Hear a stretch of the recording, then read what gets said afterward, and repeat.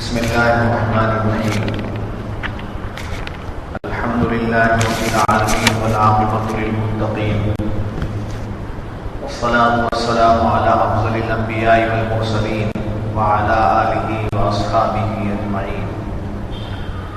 أما بعد، فقد قال الله تبارك وتعالى في شأن حبيبه الكريم: إن الله وملائكته يصلون على النبي يا أيها الذين آمنوا صلوا عليه وسلموا تسليما. اللهم صل على سيدنا محمد وعلى آل سيدنا محمد وبارك وسلم. اللهم صل على سيدنا محمد وعلى آل سيدنا محمد وبارك وسلم. اللهم صل على سيدنا محمد وعلى آل سيدنا محمد وبارك وسلم. صلاة وسلاما عليك يا سيدي يا حبيبي يا رسول الله صلى الله عليه وسلم. فقد قال الله تبارك وتعالى في القرآن المجيد والفرقان الحميد: فأعوذ بالله من الشيطان الرجيم. بسم الله الرحمن الرحيم. وإذ قال ربك للملائكة إني جاعل في الأرض خليفة قالوا أتجعل فيها من يفسد فيها ويسفك الدماء ونحن نسبح بحمدك ونقدس لك قال إني أعلم ما لا تعلمون. صدق اللہ العظیم. اور یاد کرو جب تمہارے رب نے فرشتوں سے فرمایا کہ میں زمین میں اپنا نائب بنانے والا ہوں. بولے کیا ایسے کو نائب کرے گا جو اس میں فساد پھیلائے گا اور خوریزیاں کرے گا، اور ہم تجھے سراہتے ہوئے تیری تسبیح کرتے اور تیری پاکی بولتے ہیں. فرمایا مجھے معلوم ہے جو تم نہیں جانتے. معزز حاضرین،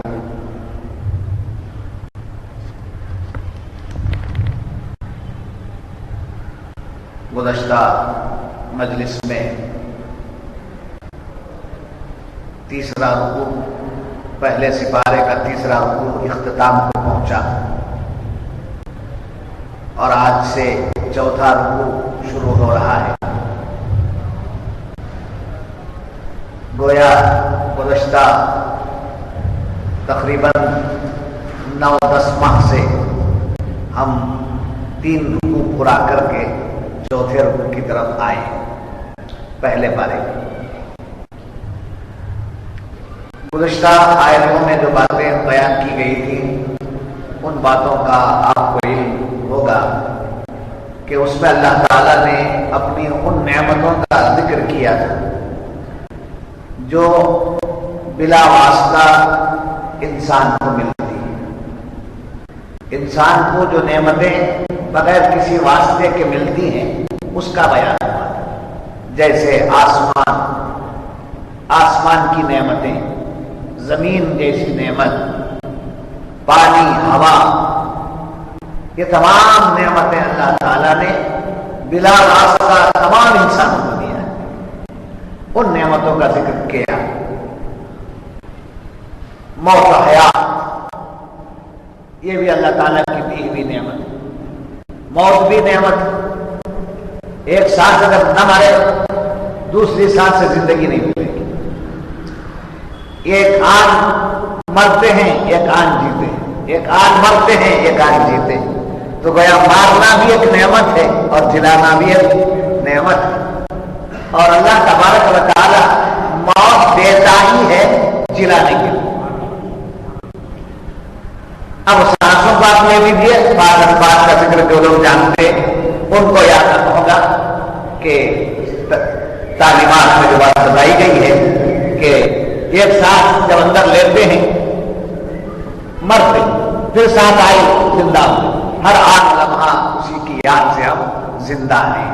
یہ زندگی تمہاری ہے، تم پر فدا رہے. حضرت فرماتے ہیں یہ زندگی تمہاری ہے، تم پر فدا رہے، ہر وقت تمہاری یاد رہے، تذکرہ رہے. تو ان نعمتوں کا ذکر کیا گیا جو بلا واسطہ تمام انسانوں کو اللہ تعالیٰ نے عطا فرمایا.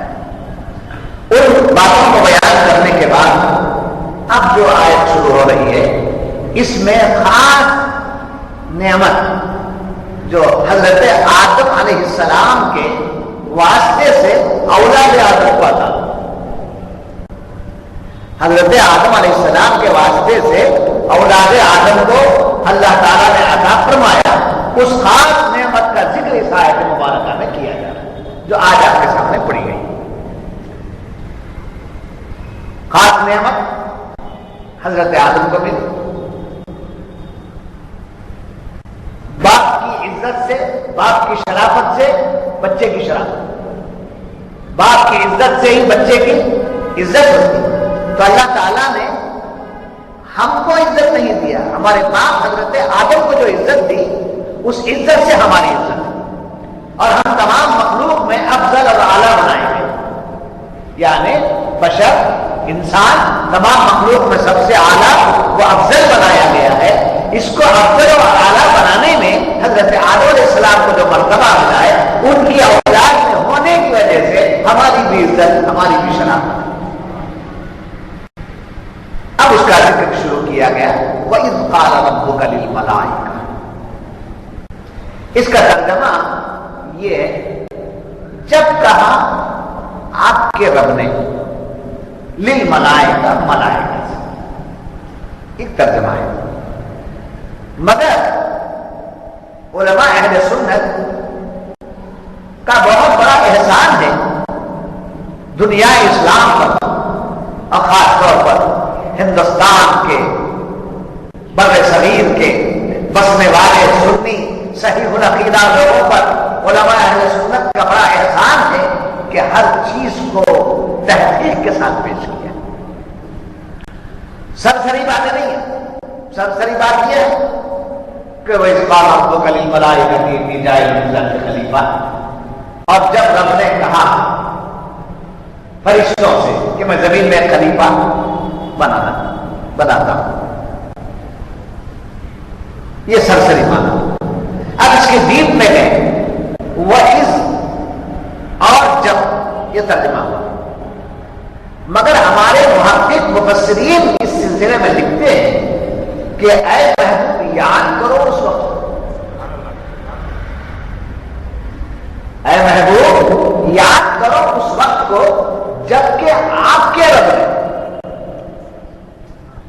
للملائکہ، ملائکہ سے فرمایا انی جاعل فی الارض خلیفہ، میں زمین میں اپنا ایک خلیفہ نائب بناتا ہوں۔ تو تھوڑا بہت اس کو یاد کرو کہ لفظ کو تھوڑا ہلا دیتا ہوں تاکہ آپ ہل جائیں اور نقطے آپ کے دلوں میں اتر جائیں اور سر دھلنے لگے۔ کس کو یاد دلایا جا رہا؟ سرکار دو عالم صلی اللہ علیہ وسلم۔ یاد کرو اس وقت کو جبکہ اللہ نے فرشتوں سے کہا کہ میں یہ زمین میں کیا بنانا چاہتا ہوں؟ خلیفہ بنایا۔ یاد، تو جو لوگ حضور کے علم غیب کا انکار کرتے ہیں اور اس کی تبلیغ میں صبح و شام یہ کر دیتے ہیں، ان لوگوں کا جو مقصد ہے بدعقیدہ لوگوں کا، ان کا مقصد دین کی طرف لوگوں کو لانا نہیں ہے، دین کے نام سے لوگوں کو دین سے ہٹانا۔ یہ چیز دین کے نام سے، دین کے پردے میں لوگوں کو دین سے ہٹانا ہے۔ کسی بھی طریقے سے حضور کی، صحابہ کی، اہل اللہ کی گستاخیاں لوگوں کے دل و دماغ میں بٹھانا، یہ ان کا مقصد، اسی مقصد پر ان کی محنتیں ہو رہی ہیں۔ اور ہمارے لوگوں کی تبلیغ، ہمارے بزرگوں کی تبلیغ یہ ہے کہ کسی بھی طریقے سے لوگوں کو دین کی طرف لے آنا۔ تو اس کے لیے جیسے مواقع ہمیں ملتے ہیں ہم لوگوں تک دین کی بات پہنچاتے ہیں۔ اب دیکھیے دو باتیں میں آپ کے سامنے کہہ رہا ہوں۔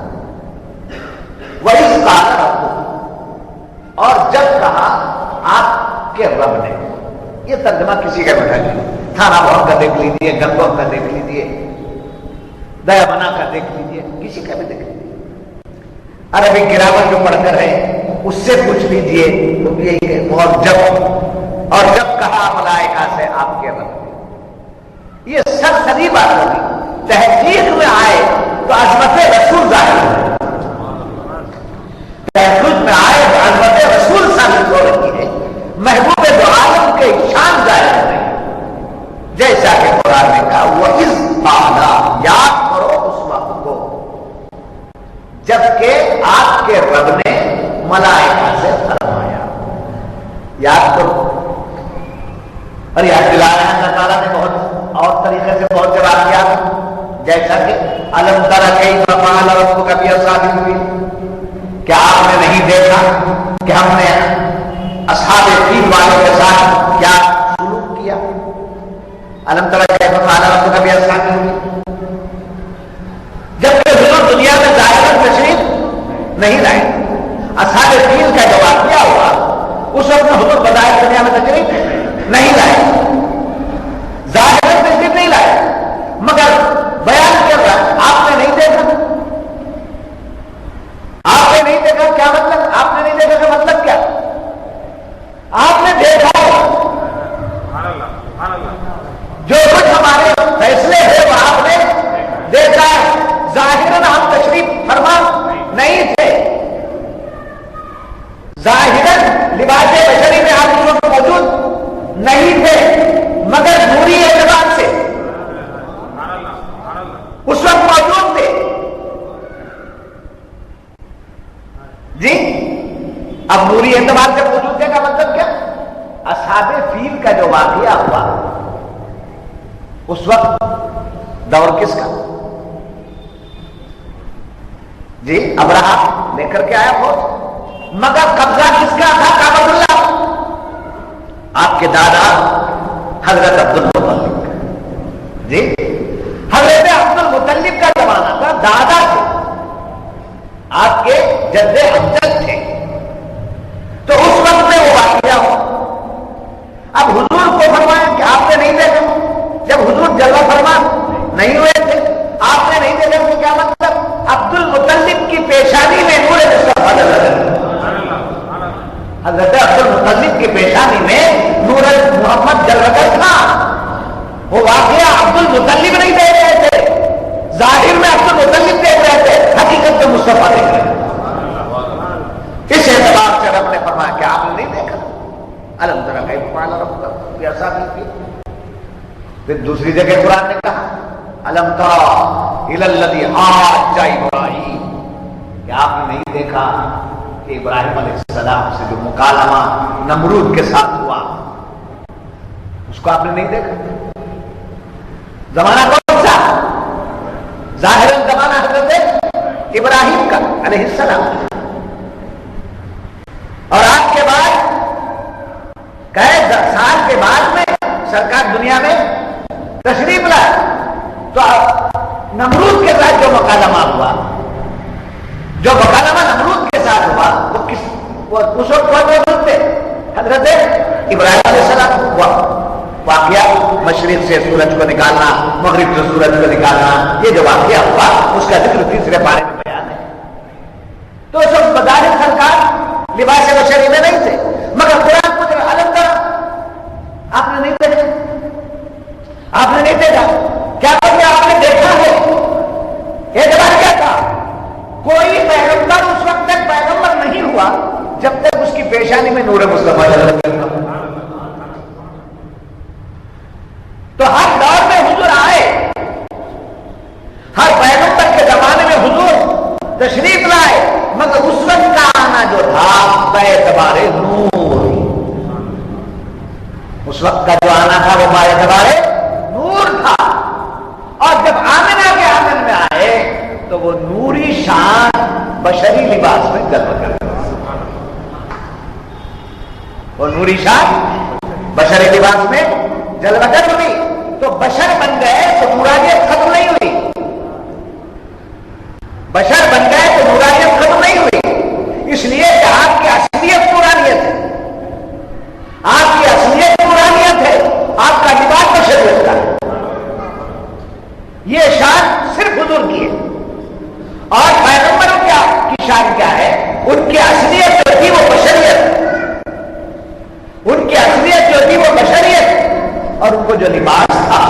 وہ نبوت و نورانیت. تو لباس اتر سکتا ہے، حقیقت بدل نہیں سکتی. گزشتہ پیغمبروں کا لباس نبوت اتر گیا، لباس نورانیت اتر گیا، تو کیا رہ گئی؟ ان کی بشریت رہ گئی. سرکار کا لباس بشری 63 سال میں جب آپ پردہ فرمائے تو لباس بشری سے آپ نے پردہ کیا. نورانیت تو ہر وقت موجود ہے. ہر مومن کے سینے میں مصطفیٰ کا نور جلوہ کر ہے، ہر مومن کی آنکھوں میں مصطفیٰ کا نور جلوہ کر ہے، ہر ذرے میں مصطفیٰ کا نور جلوہ کر ہے. تو فرمایا کہ آپ نے نہیں دیکھا، کہ آپ نے نہیں دیکھا. اس قسم سے بات قرآن میں مختلف مقامات پر مختلف پیرائیں سے آئی. ویسے یہاں فرمایا جا رہا ہے یاد کرو محبوب کو یاد کیجئے. للملائکہ، جی آپ کے رب نے جب ملائکہ سے فرمائے اس وقت کو یاد کرو. تو ایک بات ہے، بڑی گہری بات یاد رکھنا آپ کہ دیکھو اس پر لوگوں کو سوال کا موقع ہے، سوال کر دیں گے. حضرت آدم سب سے پہلے انسان، آدم بشر، پہلے بشر. حضور آپ کی اولاد میں سے دنیا میں تشریف لائے. جی تو میں خلیفہ بنانا چاہتا ہوں. فرشتوں سے جب پوچھا تو حضور صلی اللہ علیہ وسلم بہت بعد میں دنیا میں تشریف لائے. اس وقت حضرت آدم کے زمانے میں اس کو جب پوچھا گیا اس کے متعلق آدم ہی نہیں تھے. جب آدم ہی نہیں تھے تو حضور کو کیسے یاد دلایا جا رہا ہے؟ ایک سوال آتا ہے. جواب یہ ہے کہ فرشتوں سے پوچھا نا اللہ نے. پوچھا کس سے؟ فرشتے کون ہیں؟ نوری مخلوق. فرشتے نوری مخلوق. اصل نور کون ہے؟ اصل نور کون ہے؟ حضور ہے. تو فرشتے کس کا نور ہے؟ سرکار کا نور ہے. جب فرشتے سرکار کا نور ہے تو فرا ہوئے. فرشتے فرا ہوئے. سرکار کا نور ہے تو فرشتے کیا ہوئے؟ فرا ہوئے. اور سرکار کیا اصل ہوئے. تو حضور کے نور کی فرا فرشتے اور فرشتوں کے نور کی اصل سرکار تو آدم صلی اللہ علیہ وسلم. تو جہاں نور فرشتوں کا نور ہے، جہاں نوری مخلوق موجود ہے، وہاں سرکار موجود ہے. تو آپ اعتبار نور محبوب، آپ اعتبار نور بہت پہلے جلوہ ہو گئے. جیسا کہ آپ نے خود فرمایا اول ما خلق اللہ نوری، اول ما خلق اللہ نوری، سب سے پہلے اللہ نے میرے نور کو جلوہ کیا. تو فرشتوں سے پہلے آپ کا نور، کائنات بننے سے پہلے آپ کا نور. کائنات میں کچھ نہیں تھا سوائے خدا کے. خدا نے اپنے نور سے آپ کے نور کو جلوہ کر دیا. جب یہ بات معلوم ہوئی تو عرض کروں کہ اس وقت سرکار ہمارے نور موجود تھے. تو اس وقت کو یاد دلا کر فرمایا جا رہا ہے یاد کرو محبوب اس وقت کو جبکہ آپ نورانیت کی شان میں تھے اور آپ کی فرا ملائکہ کی جماعت. اس جماعت سے ہم نے کہا، اس جماعت سے ہم نے کہا، ہم نے فرمایا، اس جماعت سے ہم نے فرمایا. اس وقت معلوم ہوا اللہ فرشتوں سے بات کر رہا ہے. فرشتے اللہ کو جواب، اللہ تعالیٰ کی بارگاہ میں التجا بھی کر رہے ہیں. بات سمجھ میں آ رہی ہے؟ اللہ فرشتوں سے بات کر رہا ہے، فرشتے اللہ سے التجا بھی کر رہے ہیں. جیسا کہ قال ربک للملائکۃ انی جاعل فی الارض خلیفہ، یہ کس نے کہا؟ رب نے فرمایا. سمجھے؟ اور اس کے بعد فرشتوں نے کیا کہا؟ انہوں نے کہا قالوا اتجعل فیہا من یفسد فیہا ویسفک الدماء ونحن نسبح بحمدک ونقدس لک. فرشتے جواب نہ کریں ایسے تو بنا کرنا بولا، ایسے تو بناتا ہے زمین میں کچھ تو خون کریں گے، فساد کریں گے، جھگڑا کریں گے، ایسے کو تو پیدا کر. ہم تیری تسبیح کے لیے کیا کروں؟ تیری بات عبادت کے لیے کیا کروں؟ یہ کس نے کہا؟ فرشتوں نے. تو رب نے پہلے فرمایا خلیفہ بنانے کے بارے میں، فرشتوں نے اس کے جواب میں یوں عرض کیا. اب وہاں فرمانا مولا اے محبوب یاد کرو اس وقت کو، یاد کرو اس وقت کو. تو معلوم ہوا رب فرشتوں سے باتیں کر رہا ہے، فرشتے رب سے باتیں کر رہے ہیں. اس وقت میں موجود کون ہے؟ مصطفیٰ جان محمد صلی اللہ علیہ وسلم موجود ہیں. تو اس بات کے گواہ ہے سرکار دو عالم صلی اللہ علیہ وسلم کہ آدم کی عظمت کو رب نے فرشتوں پہ ظاہر کیا. میں موجود ہوں.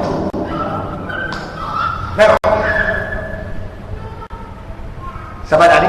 اب جب یہ بات معلوم ہوئی، وَإِذْ قَالَ رَبُّكَ لِلْمَلَائِكَةِ، یاد کیجیے اس وقت کو جبکہ آپ کے رب نے،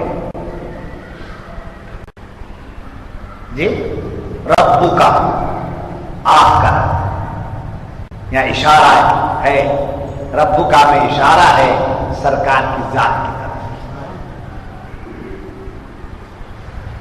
یاد کرو اس وقت کو جبکہ آپ کے رب نے، تو یوں کہا جاتا وَإِذْ قَالَ اللَّهُ لِلْمَلَائِكَةِ، یاد کرو اس وقت کو جب اللہ نے ملائکہ سے فرمایا.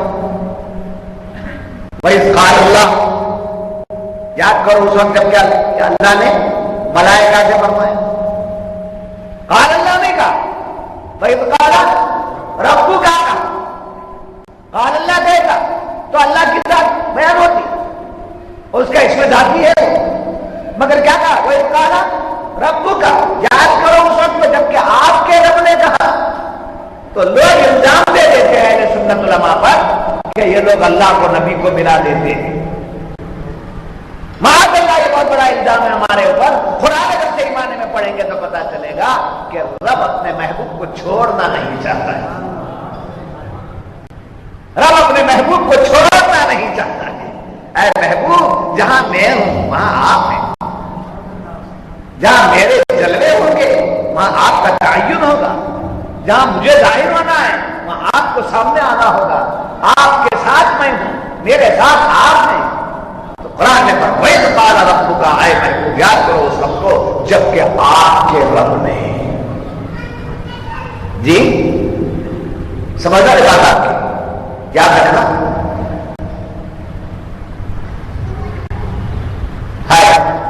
یاد کرو، یاد کرو میں دو باتیں. ایک تو یہ کہ یاد کرو اس وقت کب کہا جاتا ہے؟ جس کا پہلے اس کو علم ہوتا ہے.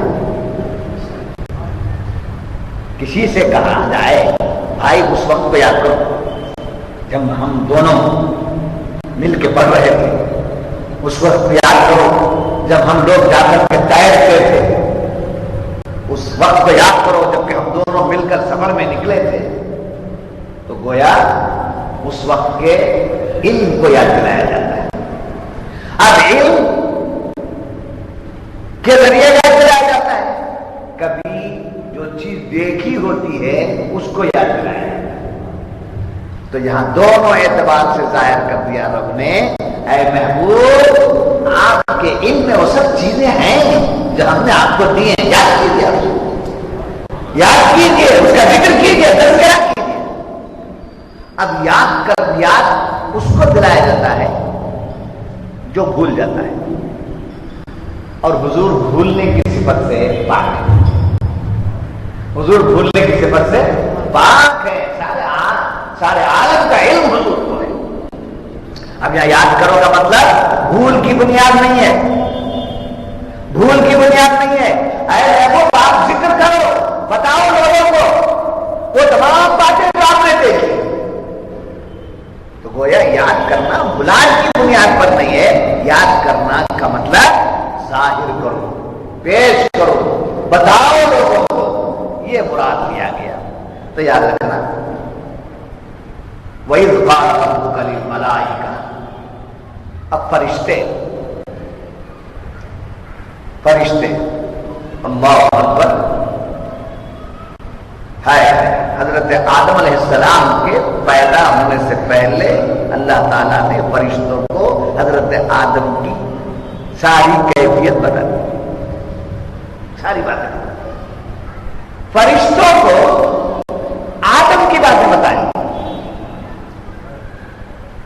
فرشتوں کو اللہ تعالیٰ نے کس کے بارے میں بتایا؟ حضرت آدم کے بارے میں بتا دیا، مگر ہمارے محبوب کو فرشتوں کے بارے میں نہیں بتایا.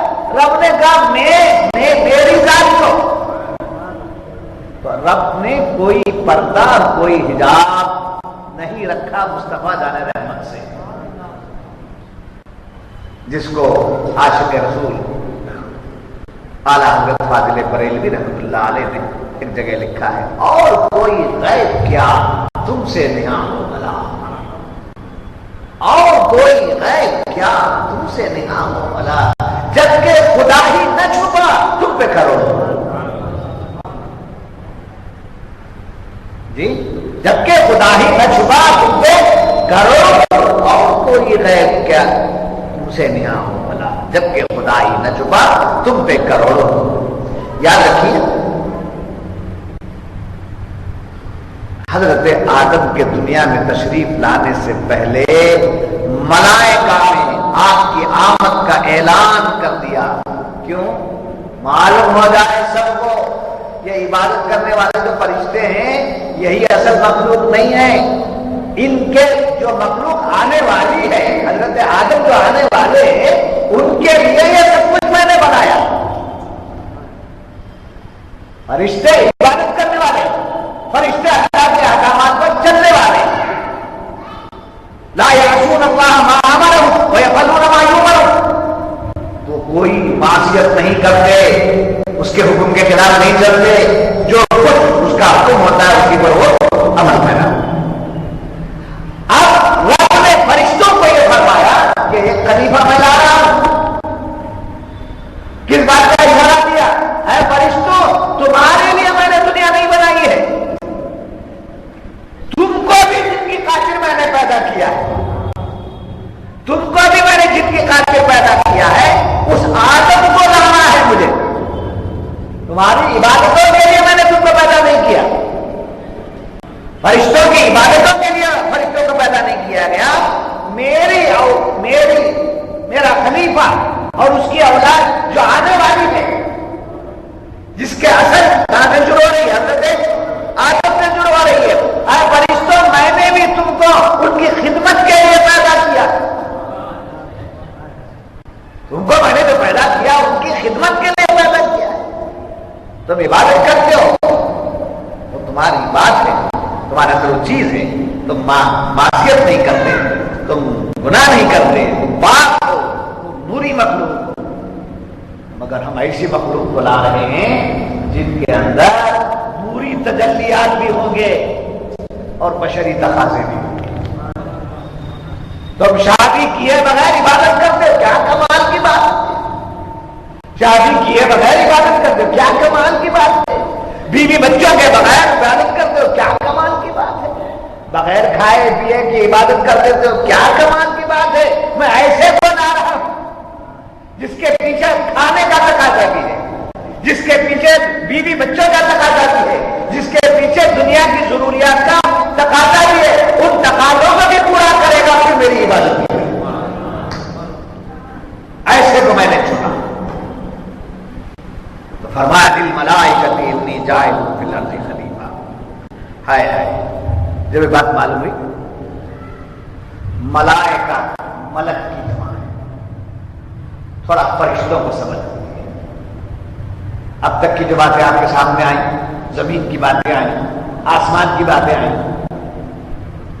جنت کی نعمتوں کی باتیں آئیں، زمین کے خزانوں کی باتیں آپ کے ہمارے سامنے گزشتہ مجالس میں آئیں. اب ملائک کی جب بات آئی ہے تو تھوڑا ملائک کو سمجھ لیں ہم لوگ کہ دیکھیے ہے فرشتے مختلف کاموں میں لگے. بعض فرشتے ہیں جو عرش کو اٹھائے،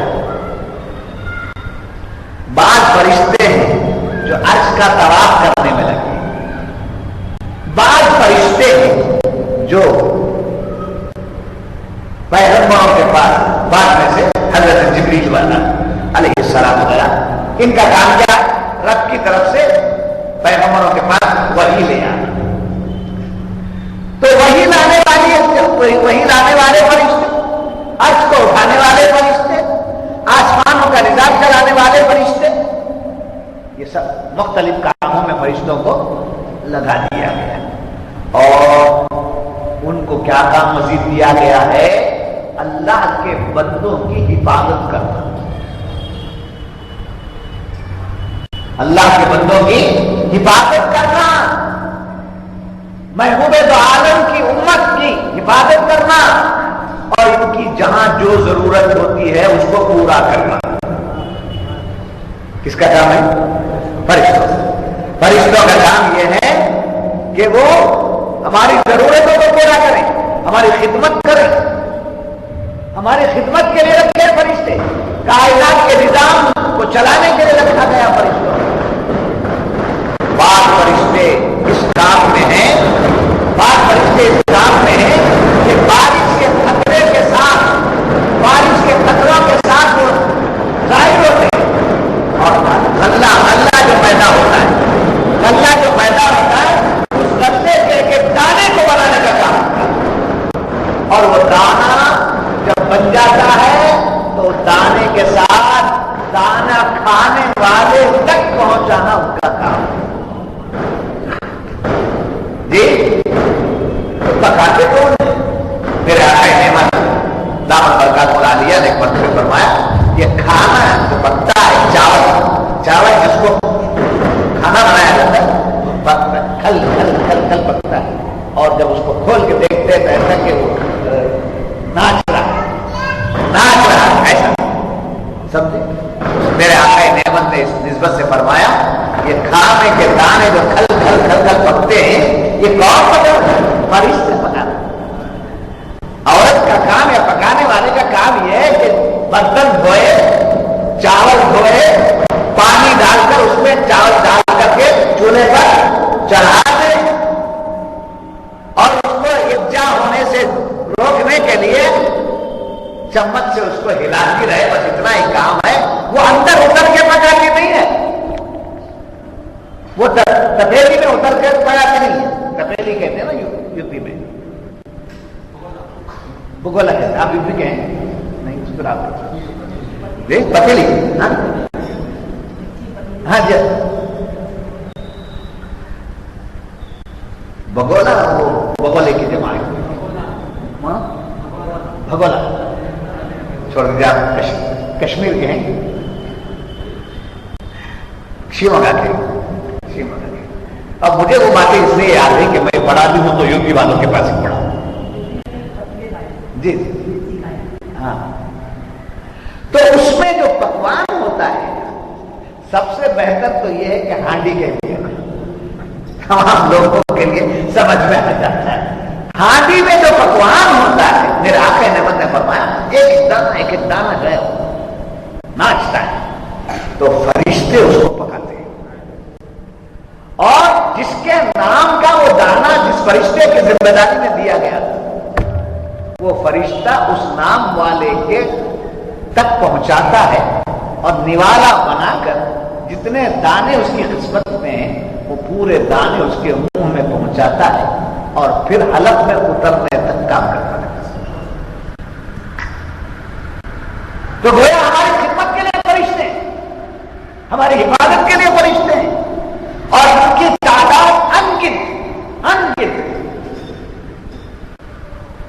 لاکھوں کروڑوں نہیں کہا جاتا، انگنت جس کے شمار ہی نہیں کیا جاتا، اتنی تعداد ان کی ہے، اور ان کے مختلف کام ہیں، اور ان کی حقیقت کیا ہے کہ یاد رکھیے وہ نوری مخلوق ہے، فرشتے نوری مخلوق ہیں۔ تو یہاں ان کا جو ہے وہ مختلف شکلیں بھی بدل لیتے ہیں جی۔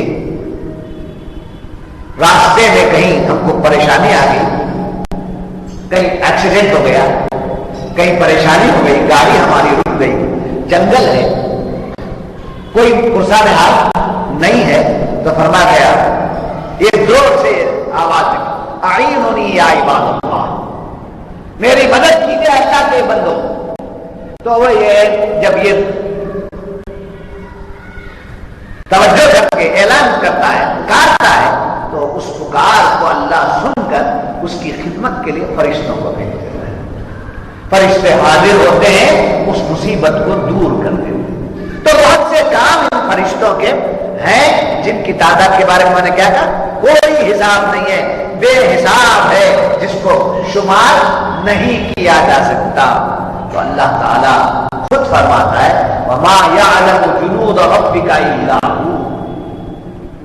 فرشتوں کو اللہ نے اپنی فوج بیان کی، اس کی فوج یعنی اللہ کی جو فوج ہے، اللہ کا جو لشکر ہے، اس لشکر کو کوئی گن نہیں سکتا سوائے اللہ ہی کے علم میں ہے، اللہ ہی جانتا ہے۔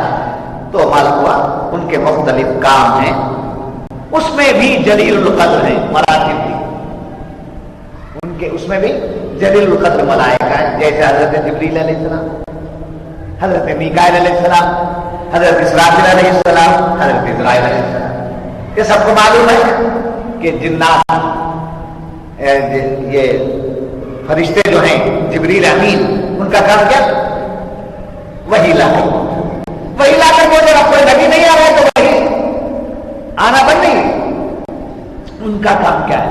امت محمدیہ صلی اللہ علیہ وسلم لیلۃ القدر میں عبادت کے لیے کھڑے ہوتے ہیں، تو ان کے پاس فرشتوں کو لا کر ان سے ملاقات کر کے جانا ہوتا ہے۔ حضرت میکائیل علیہ السلام کیا کام کرتے؟ باریک حضرت اسرافیل علیہ السلام سور پھونکیں گے، سمجھے؟ اور اسرائیل علیہ السلام کا کام بہت بڑا کام ہے، وہ مارتے رہتے ہیں، سمجھے؟ تو یہ ان کا کام ہے، اس کی تعلق سے بھی انشاءاللہ تفصیل بتاؤں گا۔ یاد رکھیے جہاں ہماری عبادت کرنے والے فرشتے ہیں، وہاں اور ایک کام کرنے والے بھی ہیں فرشتے جو ہمارے نامہ اعمال لکھتے ہیں۔ جی ہمارے اعمال کو لکھتے رہنا بھی ان کا کام ہے۔ کرامن کاتبین کا، ان کا نام کیا ہے؟ کرامن کاتبین۔ اب کرامن کاتبین کی ڈیوٹی کیا ہے؟ جو نیک کام کرے اس کو لکھ دو، جو گناہ کرے اس کو بھی لکھ دو۔ مگر یہاں ایک احتیاط امت محمدیہ کے تعلق سے بتا دی گئی، فرمایا سرکار دو عالم صلی اللہ علیہ وسلم نے کہ اللہ تعالیٰ ان فرشتوں کو حکم دیتا ہے جو اعمال نامہ لکھتے ہیں۔ تو اللہ تعالیٰ فرماتا ہے کہ دیکھو جب میرا کوئی بندہ نیکی کا ارادہ کر لے، نیکی کا ارادہ کر لے، ابھی نیکی نہیں کیا، نیکی کا ارادہ کرنے کے ساتھ اس کے نامہ اعمال میں اس عمل کو لکھ دو۔ نیکی کا ارادہ کرنے کے ساتھ اس کے نامہ اعمال میں اس نسبت سے کیا لکھ دو؟ اس کا نیک عمل لکھ دو۔ اگر کوئی بندہ برائی کا ارادہ کرے، اگر کوئی بندہ برائی کا ارادہ کرے تو مت لکھنا جب تک کہ اس سے برائی صادر نہ ہو جائے، جب تک کہ برائی سرزد نہ ہو جائے اس وقت تک بدی نہیں لکھنا، بدی کے ارادے پر نہ لکھنا، بدی ہونے کے بعد لکھنا، نیکی ہونے پر نہ لکھنا، صرف وہاں تک انتظار نہیں کرنا، نیکی کے ارادے کے ساتھ لکھ دینا۔ اتنا کرم ہے مصطفیٰ دار رحمت صلی اللہ علیہ وسلم کے صدقے میں امت محمدیہ کا۔ یاد رکھیے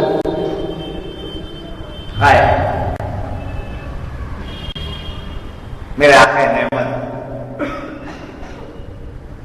ایک نظم میں لکھتے ہیں، تیرے بچے تیرے کیسے، تو نے کیا پیدا کیا، ایک نظم میں فرماتے ہیں۔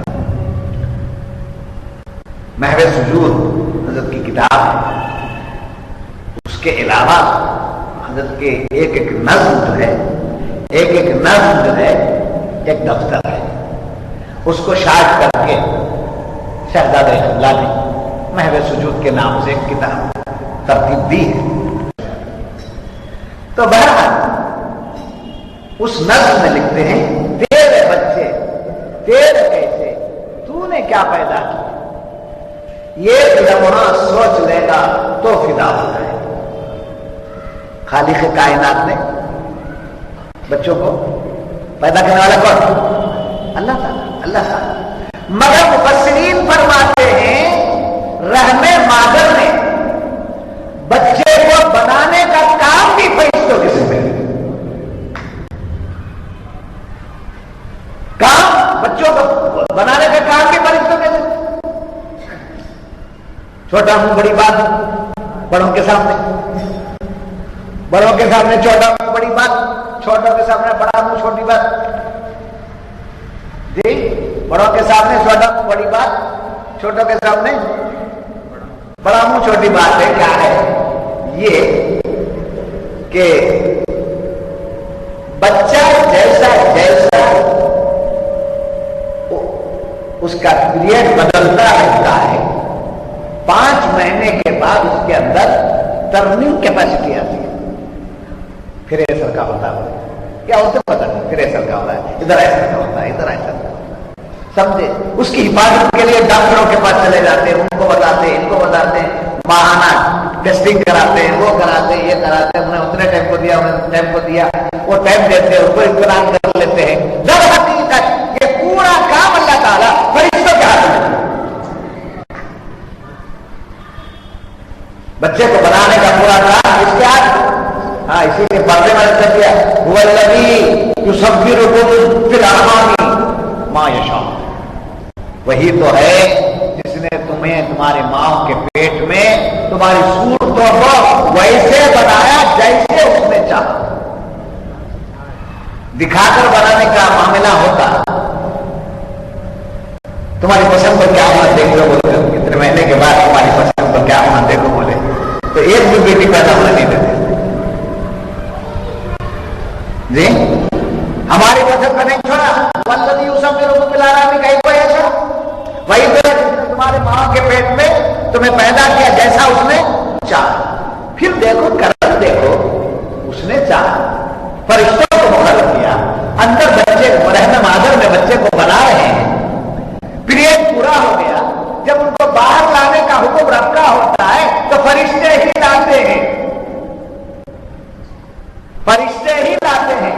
اور جب لا کر سلامتی کے ساتھ بچہ آ گیا تو اب نام کس کا ہو رہا ہے؟ ضیا مولا کا نام ہو رہا ہے، اور ضیا مولا خوش ہو گئے، میں نے بیٹا پیدا کر دیا، میں نے بیٹا پیدا کر دیا۔ پھر اس کے بعد اور ایک مولا گئے، انہوں نے بیوی کے اوپر گرم ہونا شروع کر دیا، کیا کہیں تو بیٹا پیدا کری، یہ عجب تماشا ہے، بیٹا ہو جائے تو مطلب میں نے بیٹا پیدا کیا، بیٹا ہو جائے تو کہتے میں نے بیٹا پیدا کیا، بیٹی ہو جائے تو تو نے کہا تو بیٹی پیدا کیا، بیٹی ہو جائے تو عورت ذمہ دار ہو جاتی ہے، بیٹا ہو جائے تو نہ عورت ذمہ دار ہے نہیں مرد ذمہ دار ہے، اللہ تعالیٰ جیسا چاہتا ہے پیدا کرتا ہے۔ اور نام دے دیا، فلاں فرشتے نے نہیں، فلاں شخص نے نہیں، فلاں نے نہیں، نام کس کا دے دیا؟ نام باپ کا دے دیا، ماں کا دے دیا۔ اسی کو میرے آقا نعمت فرماتے ہیں، تیرے بچے تیرے کیسے، تو نے کیا پیدا کیا، تیرے بچے تیرے کیسے، تو نے کیا پیدا کیے، ایک لمحہ سوچ لے گا تو فدا ہو جائے گا۔ جی، بچے کو دیکھ کر پیار بھی آتا ہے، اپنی اولاد کو دیکھ کر کیا پیار آتا ہے، پیار آتا ہے۔ صوفیہ نے کیا فرمایا، بزرگوں نے کیا فرمایا، سمجھے؟ جب بچے کو دیکھو تو بچے میں مگن نہ ہونا، اپنے آپ کو دیکھو گے، بچے کو دیکھ کر اپنی طاقت کو دیکھو گے تو شہوت آ رہا ہے، رب سے غافل ہو جاؤ گے۔ اس لیے جب بچے کو چومنے لگو تو یہ سمجھ کے چومو، مولا تو نے کیا پیاری نعمت مجھے عطا کی، تو نے مجھے صاحب اولاد بنایا، تیرا کرم ہے، تیرا احسان ہے۔ تو یہی آقا نعمت فرماتے ہیں، تیرے بچے تیرے کیسے، تو نے کیا پیدا کیے، ایک لمحہ سوچ لے گا تو فدا ہو جائے گا۔ ماں بنی ہے، دودھ کو کیا وہ بناتی ہے بتا، ماں بنی ہے، دودھ کو کیا وہ بناتی ہے بتا۔ جی، گائے کیا ہو جائے گا؟ ارے اتنے بوڑھے ہوتے بچے خرچہ معلوم نہیں کا گاڑا دودھ گائے کا لا کر بچے کو پلا دیا تو کیا ہوگا؟ بد ہضمی ہو جائے گا. اب اس میں کیا ملانا پڑے گا؟ پانی ملانا پڑے گا. پانی کی مقدار زیادہ ہو جائے تو معلوم ہے ہم ملاوٹ کرتے ہیں. بغیر ملاوٹ کے پلانا چاہے تو بچہ مشکل میں آ جائے گا. ملاوٹ زیادہ ہو جائے تو بھی بچہ مشکل میں آ جائے گا. شکر زیادہ ڈال دیں گے تو بچے کو تکلیف ہو جائے گی. سمجھے؟ اب ماں کے سینے سے جو دودھ نکل رہا ہے، ماں کے سینے سے جو دودھ نکل رہا ہے اس میں شکر کس نے ملایا، اس میں طاقت کس نے رکھی، اس میں پانی کس نے ملایا؟ یہ سب من اللہ ہے. اور فرشتوں کو یہ ذمہ داری دے دی گئی کہ رحم مادر میں بچے کو بنانا اور اس کے سینے سے دودھ کے فوارے نکالنا، یہ کام بھی کس کا ہے؟ فرشتوں کا ہے. یہ کام بھی کس کا ہے؟ فرشتوں کا. اس پر آپ نعمت فرماتے ہیں ماں بنی ہے، دودھ کو کیا وہ بناتی ہے بتا. ماں بنی ہے، دودھ کو کیا وہ بناتی ہے بتا. کیا تیری اس بندگی سے حق ادا ہو جائے گا؟ جو بندگی اور عبادت کر رہا ہے وہ دودھ جو ماں کے سینے سے ابلا ہے، اس سینے سے جو دودھ ابلا ہے اس کو بنانے میں تیرا کوئی ہاتھ نہیں تھا، رب نے تجھے دیا ہے. کتنی بندگی کرے گا، کتنی عبادت کرے گا؟ کیا حق ہے بندگی ادا ہو سکے؟ تو فرشتوں کی ذمہ داری ہے کہ وہ ہمارے بچوں کی، ہمارے گھر کی رات کو سو جاتے ہیں ذرا سوائے سانس کے دوسری کوئی چیز سلامت نہیں رہی. آنکھ بند مردے کی طرح پڑا ہے، ہاتھ ایک طرف پڑا ہوا ہے، پیر ایک طرف پھیلا ہوا ہے. جی کروٹ بدلا ہے تو کروٹ کا انداز الگ ہے. اچانک کوئی آ جائے لائٹ آن کر دے تو پھر اس کا کپڑا سیدھا کرنا پڑتا ہے. یہ حالت سونے کی پوزیشن کی ہوگی جس کو فرمایا گیا کہ موت نیند کی بہن، نیند جو ہے موت کی بہن ہے. نیند آ گئی تو موت کے جیسا ہو گیا آدمی. ایک ہی چیز ہے جو ساتھ چل رہی ہے. چور آیا، ڈاکو آیا، قتل کرنے والا آیا، کسی کو پتا نہیں ہے، کچھ بھی ہو سکتا ہے، کچھ بھی ہو سکتا ہے. منٹوں کا قصہ ہے، گھنٹوں سوتے ہیں. منٹوں میں بہت کچھ ہو جا سکتا ہے مگر کیسا سوتے ہیں؟ گھنٹوں سوتے ہیں. خود کی پرواہ نہیں ہے، خود کی سن نہیں ہے. نیند کا وقت ہے. ایسے وقت میں سلامتی کے ساتھ سلا کر پھر صبح کو اٹھانے تک دیکھ بھال کرنے کی ذمہ داری ملائکہ ہے. کیا ہے؟ دیکھ بھال کرنے کی ذمہ داری کس کی ہے؟ ملائکہ کی. تو معلوم ہوا کہ خلیفے کا ایک پوائنٹ ہے. مرید جو ہے، مرید اپنے شیخ کے تابع ہو جاتا ہے. باعتبار مرید ہر مرید اپنے شیخ کے تابع ہو جاتا ہے. شیخ کی نظر کرم کا وہ بھکاری رہتا ہے، ہمیشہ شیخ کی طرف متوجہ رہتا ہے. مگر خلیفہ جو ہوتا ہے، خلیفہ جو ہوتا ہے اس کی عبادت میں شیخ ہو جاتا ہے. سمجھے؟ ہر مرید کہتا ہے کہ یہ میرے سرکار ہیں، یہ میرے شاہ صاحب ہیں. ہر مرید کہتا ہے. جیسا ہر باپ، ہر بچہ اپنے باپ کو اور باپ کہتے ہیں میرے ماں باپ. جی جیسا ہر شاگرد کہتا ہے آپ میرے استاد ہیں، ایسے ہر مرید کیا کرتا ہے؟ اپنے پیر کو بتاتا ہے. مرید پیر کو بتاتا ہے، پیر کیا کرتا ہے؟ خلیفے کو بتاتا ہے. تو خلیفے کی ہر آن حفاظت کرنا شیخ کی ذمہ داری ہوتی ہے. بلا تنظیر و تمثیل اللہ نے حضرت آدم کو خلیفہ بنایا، تو حضرت آدم ہی کو خلیفہ نہیں بنایا بلکہ حضرت آدم کی اولاد قیامت تک کیا ہے؟ خلیفہ ہے. یہ سب خلفاء ہیں، اللہ کے خلفاء ہیں. اب ان خلفاء کی نگرانی اور حفاظت کے لیے فرشتوں کو مقرر کر کے ہم نے فرمایا ہم نے تمہیں ان کاموں کے لیے پیدا کیا، ہم نے تمہیں ان کاموں کے لیے پیدا کیا ہے. یاد رکھنا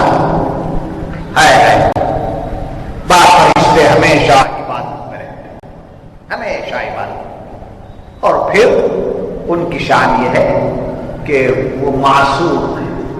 کیا ہے؟ معصوم کا لفظ صرف 3 پر استعمال ہو سکتا ہے. ایک ملک پر، دوسرا نبی پر، تیسرا شیر خار بچے. لفظ معصوم کتنا پر؟ 3. یہ ملائکہ، دوسرے انبیاء، تیسرا شیر خار بچے. انہوں بڑے معصوم ہیں، انہوں بڑے معصوم نہیں بولنا چاہیے. سمجھے؟ اولیاء اللہ کو بھی معصوم نہیں کہا جا سکتا، وہ محفوظ ہے. اولیاء اللہ محفوظ، یعنی معصوم اور محفوظ میں فرق کیا ہے؟ معصوم اس کو کہتے ہیں جس سے کوئی گناہ سرزد ہو ہی نہیں سکتا. چھوٹا بچہ ہے جی. شیر خار سے مطلب وہ اس عمر کے بعد بھی بلوغیت کے قریب آنے تک کی عمر میں وہ کیا ہے؟ معصوم ہی قرار دیا گیا. چھوٹا بچہ ہے جی، اس سے گناہ ہو ہی نہیں سکتا. جس سے گناہ ہو ہی نہیں سکتا ہے، امپاسبل ہے، اس کو کیا کہتے ہیں؟ معصوم کہتے ہیں. جس سے گناہ ہو سکتا ہے مگر کرتا نہیں ہے. جس سے گناہ ہو سکتا ہے مگر کرتا نہیں ہے، اس کو کیا کہتے ہیں؟ محفوظ. تو اولیاء اللہ، اغوار، اقطاب، علماء، صلحاء، سمجھے؟ یہ تمام کیا ہیں؟ ختم کرنا ہے، گھڑی لگتے ہو جی. یہ تمام کیا ہے؟ محفوظ ہے. ملائکہ کیا ہے؟ معصوم. انبیاء کیا ہے؟ معصوم ہے. اور بچے کیا ہیں؟ معصوم. تو معلوم ہوا کہ یہ عبادت میں لگے رہتے ہیں. لا یعصون اللہ ما امرهم ویفعلون ما یؤمرون. یاد رکھیے. ہائے ہائے. حضرت آدم علیہ السلام کے پیدا ہونے سے مفسرین فرماتے ہیں 60,000 سال پہلے جنات کو زمین پر بھیج دیا. کتنے سال پہلے؟ 60 نہیں، 60 60,000 سال پہلے جنات کو زمین میں بسایا. تو زمین میں جو مخلوق پہلے بسی وہ کون سی تھی؟ جنات. یہ جنات زمین میں اور آسمانوں میں فرشتے. فرشتوں کا مقام آسمان تھا اور جنات کا مقام زمین. وہ جنات کے اندر 2 چیزیں تھیں، حسد اور بغض. حسد، بغض، دشمنی، نفرت، یہ جنات. تو اس پہ وہ آپس میں کیا کرنے لگے؟ ٹکرانے لگے، لڑنے لگے. کون؟ جنات آپس میں ٹکرانے لگے، لڑنے لگے. یہاں تک کہ ان کے درمیان خون ریزیاں ہو گئی. خون ریزیاں ان کے درمیان ہو گئی. تو بیچ میں ایک شخص ایک تھا جس کو ہم شیطان کہتے ہیں. اس زمانے میں اس کا نام عزازیل. وہ فرشتوں کے قربت میں رہتا. اس کا کام کیا تھا؟ مقبول بارگاہ تھا. وہ عبادت کرتا، فرشتوں کو تعلیم دیتا اور بڑا مرتبہ اس کا تھا. وہ بارگاہ الہی تھا اور بڑا عالم اور عابد کہا گیا مفسرین نے اس کو. تو اسے اللہ تعالیٰ نے حکم دیا کہ فرشتوں کی ایک جماعت لے جاؤ. زمین پر جو جنات ہیں ان جنات کو زمین سے نکال دو. کیا کرو؟ زمین سے نکال کر بھیج. تو زمین سے انہیں نکال کر کہاں پہنچایا گیا؟ جنات کو کہاں پہنچایا گیا؟ پہاڑوں اور جزیروں. زمین خالی کر دی گئی. کس کے ذریعے خالی کروایا گیا؟ عزازیل کے. کس کے ذریعے؟ عزازیل کے ذریعے خالی کرایا گیا. اور اس نے ایسا ہی کیا. کرنے کے بعد علماء فرماتے ہیں جو فرشتے اس کے ساتھ آئے، فرشتوں کو لے جاؤ، جنات کو خالی کرو بولے، تو جنات خالی کر کے کدھر گئے؟ جزیروں میں اور پہاڑوں میں چلے گئے. فرشتے پہلے کہاں تھے؟ آسمانوں میں تھے. اب جنات جب خالی ہو گئے تو زمین خالی ہوئی اور اس جگہ پر کون آباد ہو گئے؟ فرشتے آباد ہو گئے. تو فرشتوں کے دو حصے ہو گئے، ایک حصہ زمین کا اور ایک حصہ آسمان. کچھ فرشتے زمین میں، کچھ فرشتے آسمان. تو زمینی فرشتے جتنے ہیں وہ زمینی کام کرنے کے لیے ہو گئے اور آسمان کے فرشتے جتنے ہیں وہ آسمانی کام میں لگ گئے. اس طریقے سے سمجھے جنات کو یہاں سے ہٹایا گیا. اب کیا ہوا؟ اتنا بڑا کام کیا نا، کس کو ہٹایا؟ عزازیل. جنات کو سے زمین خالی کروائی، فرشتوں کو لا کر بسا دیا، بہت بڑا کام کیا. اس لیے اس کو کیا کر دیا گیا؟ آسمان کی بادشاہت دے دی گئی. کس کو؟ عزازیل کو آسمان کی بادشاہت دے دی گئی اور وہ زمین پر جہاں چاہے عبادت کر سکتا تھا، وہ بھی اجازت اس کو دے دی گئی. اور یاد رکھنا، جب اس کی ترقی اور اس کا عروج ہوا وہ اللہ کے فضل سے ہوا، مگر اس پر کیا ہو گیا؟ وہ متکبر ہو گیا. میرا مقام اونچا ہے، میرا مقام اونچا ہے. تو کتنی باتوں پر اس کا مقام اونچا سمجھنے لگا. وہ زمین کو خالی کرنے میں میں، فرشتوں کو بسانے میں میں، پڑھانے میں میں، عبادت کے لیے میں، آسمان پر میری بادشاہت، میں جو کہوں وہ ہو جاتا ہے. یہ تمام چیزیں جب اس کے دل میں بیٹھ گئیں تو وہ متکبر ہو گیا، مغرور ہو گیا، تکبر میں آ گیا. اس تکبر میں آنے کی وجہ سے اس نے جب اپنی بڑائی، اپنی سمجھے حیثیت کو بتانا شروع کیا تو رب نے اس کو اپنی بارگاہ سے مردود کر دیا. یہ رہا عزازیل کی تاریخ. تو اس کو دو چیزیں برباد کر، عزازیل کو دو چیزیں برباد کی، ایک تکبر، ایک خود پسند. کون سی چیز؟ ایک تکبر، ایک خود پسندی. تکبر میں یہ کہ میں بڑا ہوں، سب سے میں بڑا ہوں یہ کہنے لگا. خود پسندی یہ کہ انا خیر منہ خلقتنی من نار وخلقتہ من طین، میں ان سے اچھا ہوں، میں ان سے اچھا ہوں کہ میں آگ سے پیدا ہوا اور یہ خاک سے پیدا ہوئے ہیں. تو خاک اور آگ دونوں برابر نہیں ہو سکتے. تو اس لیے اپنی بڑائی مارنے لگا. اس کو حضرت شیخ سعدی نے بڑے پیارے انداز سے کہا، تکبر عزازیل را خار کر، تکبر عزازیل را خار کر، وزندان لعنت گرفتار کر. تکبر نے عزازیل کو کیا کر دیا؟ خار کر دیا. خار کے معنی جی ذلیل کر دیا. تکبر عزازیل را خار کر، وزندان لعنت گرفتار کر.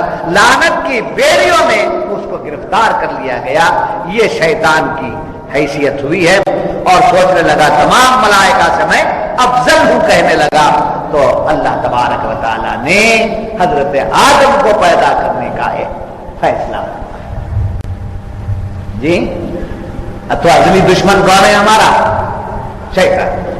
تو وہ تکبر میں آ گیا اور خود پسندی میں آ گیا تو رب نے اس کو راندائے بارگاہ کر دیا.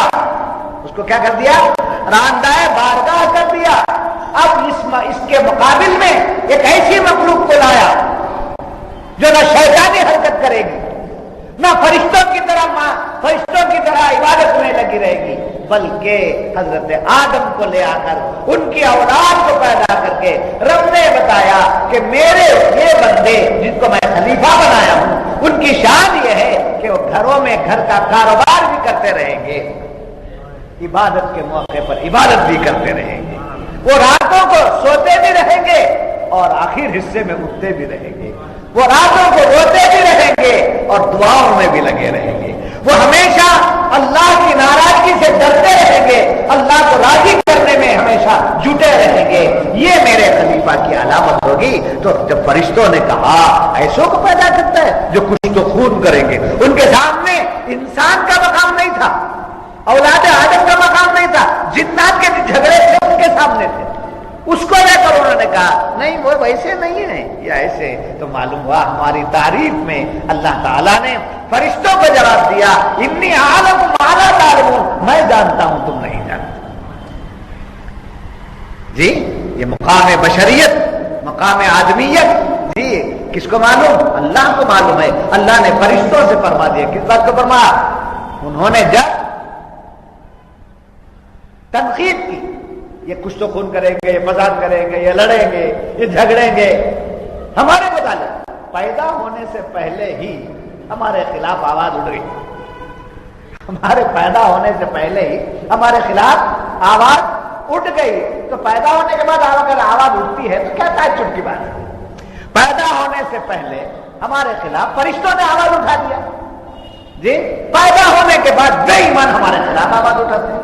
فرق اتنا ہی ہوا ہے، فرق اتنا ہی ہوا ہے. مگر رب نے کیا فرمایا؟ ہمیشہ ہمیں اس کے لیے فرما دیا انی عالم ما لا تعلمون، میں جو جانتا ہوں تم نہیں جانتے، مجھے جو معلوم ہے تمہیں معلوم نہیں ہے. اس میں سے بہت سے ہیں گناہگار بھی ہیں، خطا کار بھی ہیں، سب ہیں، مگر کیا انہیں کو دیکھتے رہو گے؟